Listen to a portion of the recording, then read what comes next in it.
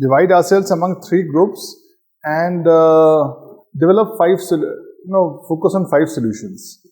1 and 2. What, from your perspective, are the 2 topmost solutions to accelerate UHC in Meghalaya? 2 topmost, most important from your perspective. 3rd solution, how do we strengthen political commitment towards universal health coverage in Meghalaya? So, political commitment among state leaders, the elected representatives. 4th, how do we develop local leaders and champions for UHC among various stakeholder groups? Like how do we encourage different groups like the government and NGOs and international organizations and industry people and communities to become champions of UHC in Meghalaya, so that they keep talking about that in various forums, promote it in various forums, and so do all sorts of activities. So they become the leaders and champions of UHC. 5th, how do we enhance stakeholder collaboration to accelerate universal health coverage? So please focus on 5 solutions as part of this group activity. We can, I think right now, we can have 2 groups, and if some people are coming, they can be a third group also. But are there people coming? Okay, so maybe we can give out chart papers here. So 3 groups, please. Acha, same. New one. Take a new one.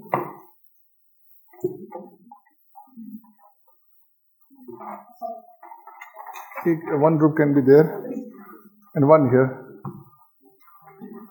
We can keep these. You can give this to. Yeah, you already take it.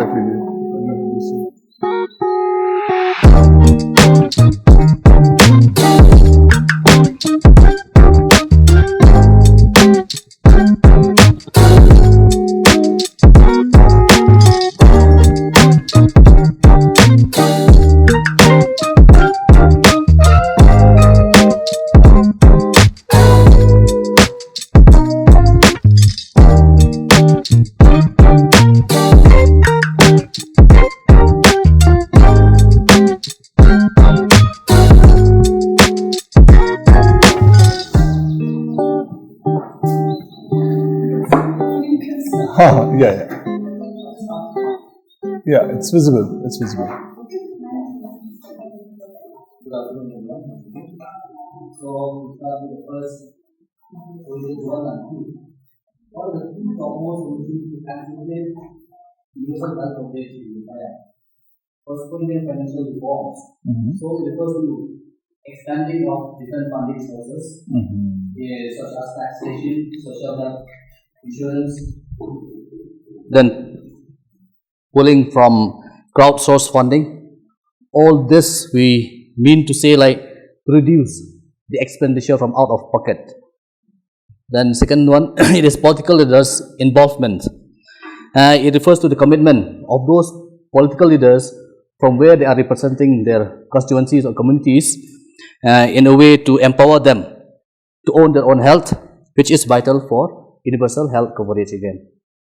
Then coming to another solution 3. So just to clarify, by political leaders' involvement, you mean that political leaders should be involved to help communities own their own, develop ownership of healthcare, of their own health among the people.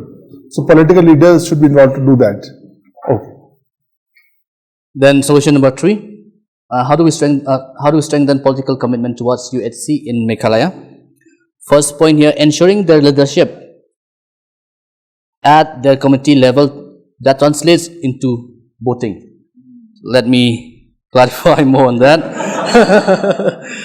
So, when politicians addresses several factors like poverty, education, gender disparities, all this will improve the access to education, then social protection programs like mental health, mother and child health, and thereby this will reduce the environmental risks to the health, leading to economic prosperity and also to peaceful and productive societies. And all this will convert into good leadership and thereby ensuring good voting. Maybe it will help that particular political leader to win again the next election. So in both ways they are getting benefits, so to say. But who will ensure their leadership at the community level? This is ensuring the leadership at the community level translates into vote. Okay, so this conversion of leadership into votes. And so you will convince the leaders to take.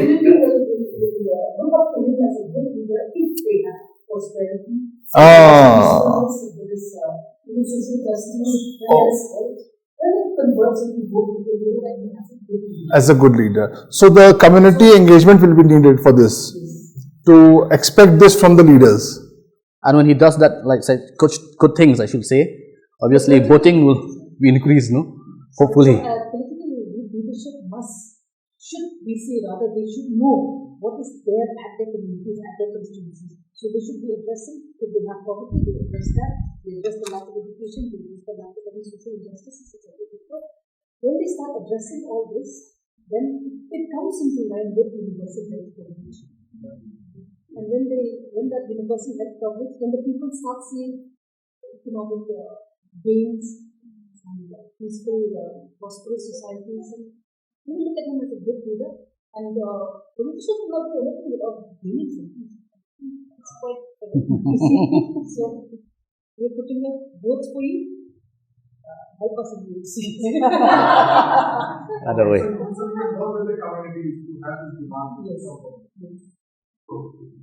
I go to the next.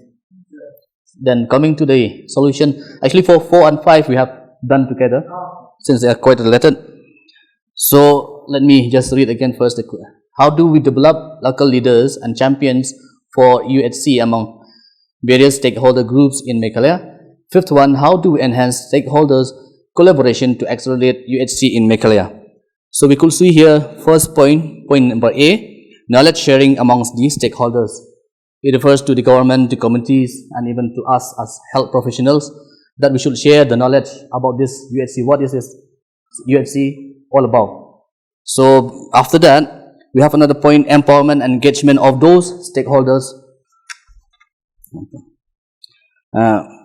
We can engage them when we make them a total ownership of their health and also their communities, when we empower them by making them a part of the decision-making committees and having control of the outcomes, involving them in the planning and fostering of health and partnerships between healthcare professionals and the communities, and so that they can address accountabilities and inequalities in health determinants.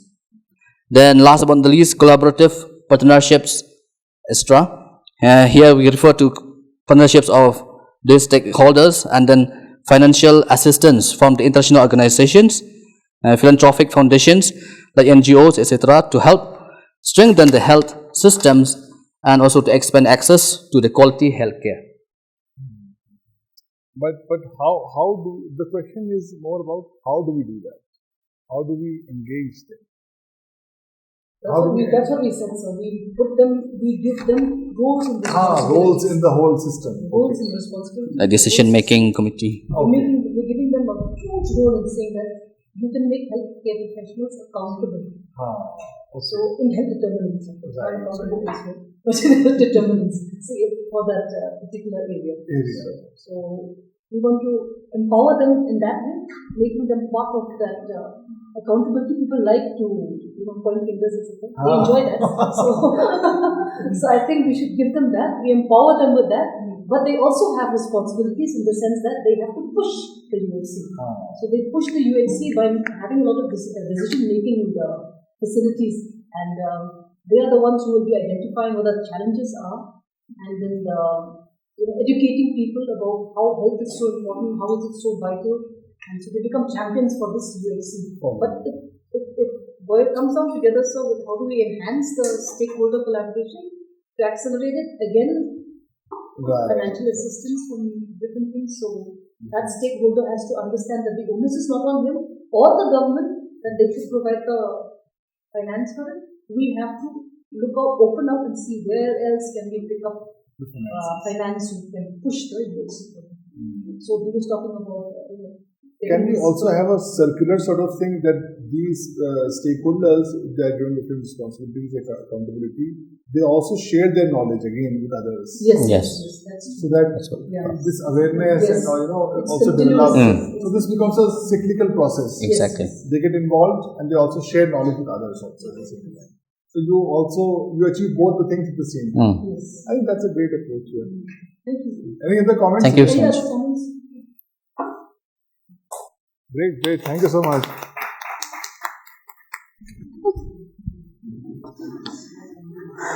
Okay, well, good afternoon. Once again, I think so our points revolve around the same points which Madam has already highlighted.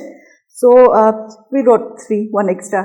So, the topmost solution to accelerate the universal health coverage is increase access to healthcare services through affordable, accessibility and affordability, irrespective of any, irrespective of anyone at the facility, at the community level. Next is scaling up of the health insurance, or we can say increase spending on health. And next is addressing the social determinants of health. For example, poverty, education, housing, which is basic important. And this will, help us develop a kind of a checklist or a guideline to develop a certain set of indicators to monitor the universal health coverage. Next is strengthen political commitment, engagement of the lawmakers in various health activities. Like Madam have already explained it, I think so I don't need to explain this.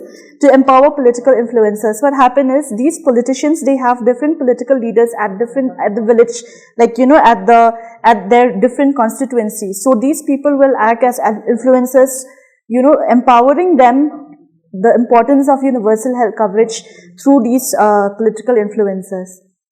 Next is develop local leaders and champions for the universal health coverage. Here, we give a kind of a flow chart whereby this comes to how we identify this local influencer, and then we educate or capacitate him about what is universal health coverage and how are we going to achieve this. And with him, he'll disseminate and sensitize the people at the community level. And when he disseminate and sensitize, what we do is we have an appraisal in a kind of an award or incentivize this person so that this becomes sustainable.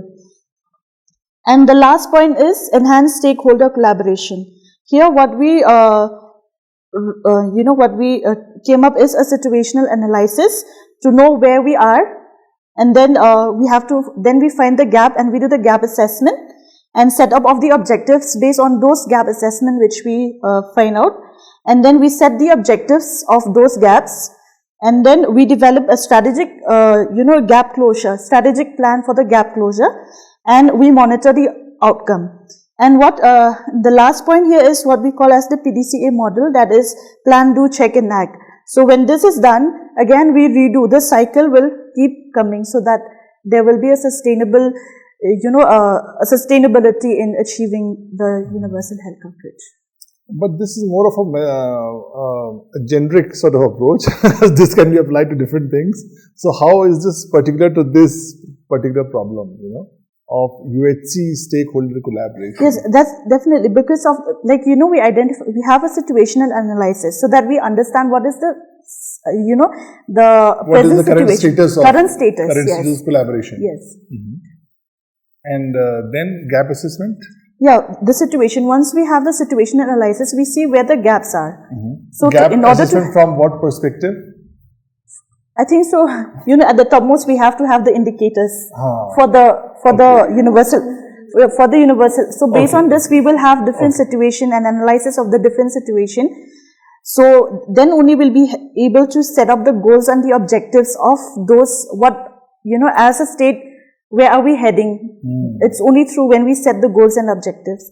So, and then we develop the plan of how are we going to achieve those goals, and we monitor them. We continuously monitor this.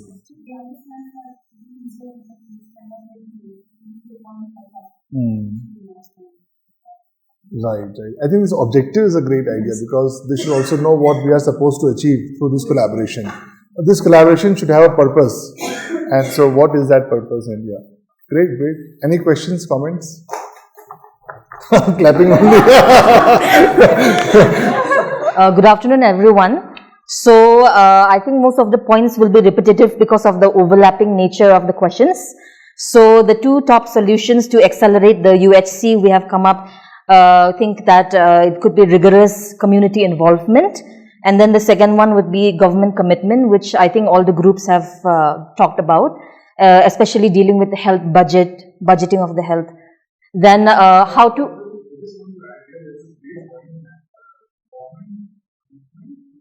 Yes, sir. Be reflected through health budget, because what happens is that people say health is a priority but they don't give money for it. So Yes. you also need to demonstrate through larger budgets for health that you are committed to it. So that sort of linkage. So the second thing is how to strengthen the political commitment. Basically, it will be the awareness of UHC first and foremost, and monitoring and evaluating systems in place, and then regular meetings being set up to discuss with up-to-date data, and then collaborating with stakeholders, and then public pressure initiative like Sir has mentioned about in Sri Lanka, where if the doctor doesn't come to the health sector, then they all started surrounding his house. So in the same way, I think that public pressure is required, and then field visits. Even the politicians actually require field visits to understand What is happening in the ground level, and then collaboration of various government departments, basically information sharing. So when I did my field research in UP, they said during field visits, they go to the house of an influential person at the local level. They sit there, they discuss a few things, have tea, snack, and they go away. They don't go in the community. So what happens here in Meghalaya? Is there more direct, connect between people and the politicians? Is it there? It's just that the people when they have any kind of greatest needs or the problems that they face, then they go to the politician's place. Okay. They don't come. Then they come. Otherwise, there's no direct connect on a regular basis. So next is collaboration of various departments, basically information sharing among the departments, and then formulating effective health policies. The third is how to develop local leaders and champions, capacity building and training, as everyone has mentioned, and then again awareness of the UHC, the goals, and all those things, and taking ownership of own health, and then monetary incentives for their efforts, and then enhancing collaborative practices so as to motivate them. Then the last is enhanced stakeholder collaboration. Again, political commitment, adequate funding is required. Then geographical accessibility for the stakeholders to reach or supply whatever is required. And then awareness regarding community benefits. And then standard SOPs. Would you like to explain it a little bit? Standard SOPs that we have discussed previously as well, that according to the stakeholders, if they want to know that if the providing funds to this main center, so what actually are they going to do? So where will the funds go? For how long will this be effective? So all this would be important. So the next point is local representation, and then the last is meetings among various stakeholders. Meetings among Various stakeholders. Those who are involved in the funding of that particular area. So one question to all the groups is, who will drive all this? Everyone has to say. So if we say, so who takes the initiative? Because we say this should be done, but who does all this? So what do you suggest? This is a general question.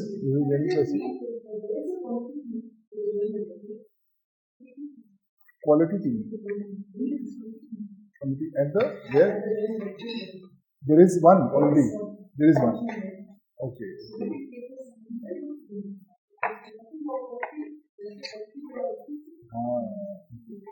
That's one. But do you think there should be a formal secretariat for UHC in which different stakeholders are involved? Formal. Because then formalization would also lead to a lot of activity. Yeah. Secretariat for UHC. So where do you think that secretariat? You can say. This is a general question. So, so do you think a recommendation can be made to the health department or ministry saying that you set up a secretariat for this collaboration? You can call it a UHC secretariat, or you can say UHC stakeholder secretariat, whatever you want to name it. And then that secretariat can have members from different stakeholder groups. And then they can have their own regular meetings, because the collective voice will have a lot of impact. A lot of things can be discussed there. So that will be at central level or even No. Districts, you think. or is it at the central level only? Oh, sorry. Central meaning central government? Yes. No, state level. State level. State. And it can also be at the district level also. You can have such groups. But we can start with the state level. State level, they can. So, is that something that you think is feasible from your experience and your understanding?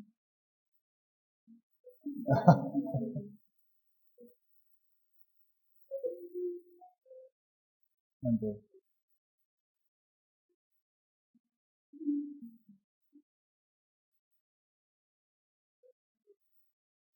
Huh.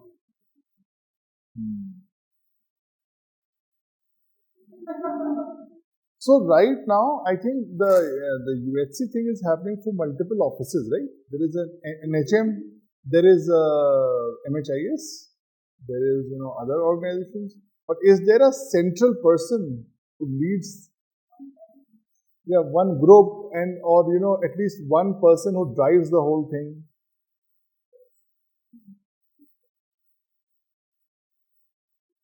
Okay. But can they have an independent group which stays there? Because secretaries and other appointments, they keep getting transferred also from one place to the other, and the person goes and everything goes with that person. So a permanent sort of secretariat. So where the local people, the local representatives from different groups are there, they're part of it, and they also conduct studies.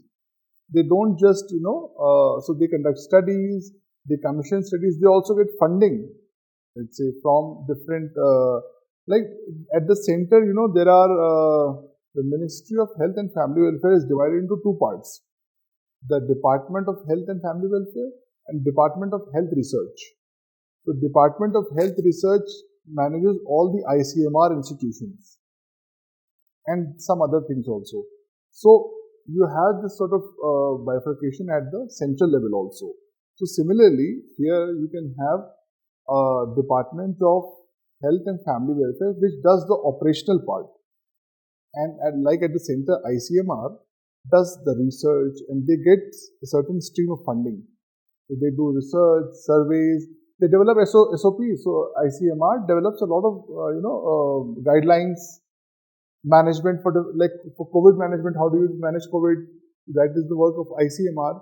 So, and similarly for NHM, there is this NHSRC at the central level, and at the state level you have SHSRCs. They drive the NHM.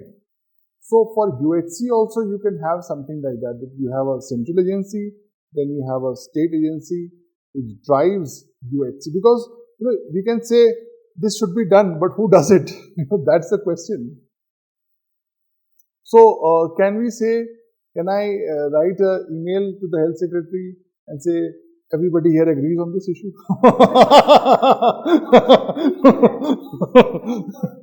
No, I'm just saying, how do we have a consensus on certain things? Can I write your name and say that they've all agreed on this issue? So, you should do that, because these workshops, these things will happen, will come and go. I'll go back to Delhi. We'll all go to our work. But then, what is the continuity? How do we take this forward? So that's sustainability, because remember the topic of this thing is UHC in the context of Sustainable Development Goals. So how do we make UHC a sustainable thing? So sustainability, I feel that a secretariat is something that can have local representation, and that can drive it forward. So and that and I think I rightly agree with you that it can be based within the existing networks. You don't have to create a parallel. Otherwise, the acceptability will not be there. Great. With knowledge sharing, resource sharing, knowledge sharing, I think that's very important. So great. Thank you all very much for your time. I think with this we formally come to a close. There is something that he has.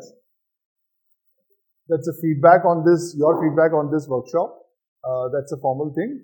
But from my side, thank you all very much for your time. It was great, interacting with you, and thank you so much for your time. Really, it was great learning.